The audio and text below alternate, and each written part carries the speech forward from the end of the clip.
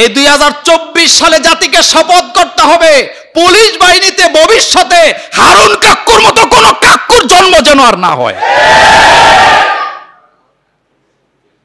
সুরের গোষ্ঠী হেতে এটা হোটেল বানাইছে। বাংলাদেশের বর্তমান ঋণ হচ্ছে 99 বিলিয়ন ডলার, আর বাংলাদেশ থেকে পাচার হয়েছে 94 বিলিয়ন ডলার। সুরের গোষ্ঠী দেশটারে শেষ করে দিছে। 1 টাকাও ঋণ থাকার কথা না। সুইস ব্যাংকের রিপোর্ট এটা, আমি মোল্লা নাজিমের কথা না। 99 বিলিয়ন হলো ঋণ, আর 94 বিলিয়ন হচ্ছে চুরি।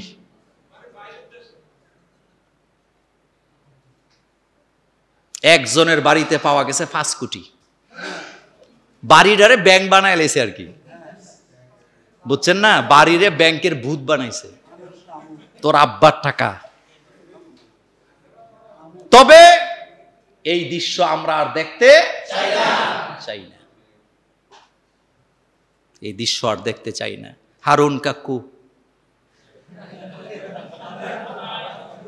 কাকু, হারুন কাকু, হাসবেন না। এই 2024 সালে জাতিকে শপথ করতে হবে, পুলিশ বাহিনীতে ভবিষ্যতে হারুন কাক্কুর মতো কোন কাক্কুর জন্ম যেন আর না হয়। সুরের গোষ্ঠী হেতে এটা হোটেল বানাইছে। গত জুমায় বলছিলাম না, কি বানাইছে? আচ্ছা, এটা কি পুলিশের কাজ? আপনার বিবেক ছিল তখন? আয়নাগর কত ভয়ঙ্কর নাম আপনি জানেন? কি ঘর? আল্লাহর গজব এমনি এমনি আসে নাই। মায়ের কান্না, মেয়ের কান্না, স্ত্রীর কান্না, মাজলুমের কান্না কোথায় গেছে? চিন্তা করতে পারেন? আয়না ঘর নামটা কি, অথচ কত ভয়ানক। সেখান থেকে একজন মুক্তি হয়ে গতকালকে বললেন আমার একটা গামছা, তিনি বললেন আমার গামছাটা চোখের পানি মুছতে মুছতে এই পানিগুলো যদি সাগরে রাখা হতো একটা সাগর হয়ে যেত। গামছাটা নিয়ে আসছে সে, কোরআন পড়তে পড়তে কোরআনের পাতাগুলো ছিঁড়ে গেছে। সে বলছে আমি কোনোদিন ওই আয়নাগর থেকে একবার আজানের শব্দ শুনতে পাই না, এত ভয়ানক জায়গা সেটা। এটার নাম রাষ্ট্র? এটার নাম বিচার বিভাগ? বাংলাদেশের সংবিধানে স্পষ্ট লেখা আছে যে কোনো নাগরিকের বিরুদ্ধে মামলা হইলে সে জামিন পাবে, এটা তার অধিকার। কিসের সংবিধান, কিসের কি? যারে যেমনে মন পাইছে। এই দেশ আমরা আর দেখতে চাই না। ঘোষ বন্ধ করতে হবে। ঘোষ, ঘোষ নামক কোন শব্দ বাংলাদেশে থাকতে পারবে না। তখন আপনি বলবেন আমি স্বাধীন হয়েছি। মোচে তেল দিতেছে আরেক দল, দেখছেন না? আর যারা চুরি করছে এরা তো নাই, কই আছে খবরও নেই। ইসলামী ব্যাংক দখল করছে, তোর আব্বার ব্যাংক আছিল এটা। আপনারা তো জানেন না, ইসলামী ব্যাংক প্রতিষ্ঠা হয়েছে রিকশাওয়ালা, রিকশাওয়ালাদের টাকা। ইসলামী ব্যাংক তৈরি হয়েছে রিকশাওয়ালাদের টাকা দিয়া। মুদি দোকানদার, পান দোকানদার, এদের টাকা দিয়া সর্বপ্রথম বাংলাদেশে ইসলামী ব্যাংক তৈরি হয়েছে। আর সেই ব্যাংকটা সারা পৃথিবীর 1000 ব্যাংকের সাথে পাল্লা দিয়া ব্যবসা করছে। বাংলাদেশে টানা 25 বছর এটা 1 নম্বরে ছিল, এটা পর্যন্ত ধ্বংস করছে। তো তুই আরেকটা ব্যাংক বানাইতে পারলি না? তুই আরেকটা খাইতেই গেছ কেন? কালকে দেখছি একটারে ফোন দিছে, যা যা নিছত সব দিয়ে যা, এখন আর ব্যাংকে আসে না। কিন্তু আপনি লাফাইয়েন না, আপনার দ্বারা যেন এটা না হয়। আপনি সাবধান হন, আপনার দ্বারা যেন এটা না হয়। আপনি এটা কইরেন না, আপনি এটা কইরেন না। আপনি অপেক্ষা করেন, তারা দুনিয়াতে শাস্তি পেয়ে শেষ হয় নাই, আল্লাহর আদালতেও তাদের জন্য কি শাস্তি আছে? কেমন বাংলাদেশ দেখতে চাই? এমন একটা বাংলাদেশ দেখতে চাই যারা একজন আরেকজনের বাড়িঘর লুটপাট করবে না, দখল করবে না। বালু খেকু, কি খেকু?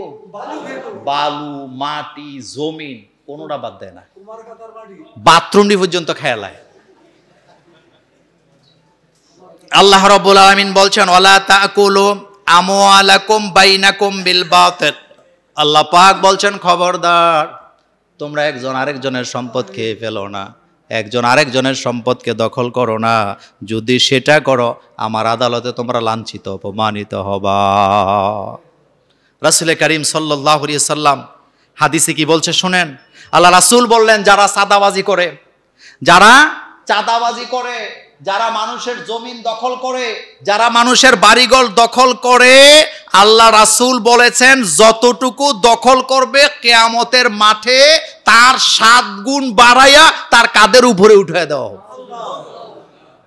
মান আখাযা মিনাল আরদি শাইআন বিগাইরি হক খুসিফা বিহি ইয়াউমাল কিয়ামাতি ইলা সাবঈ আরাদি।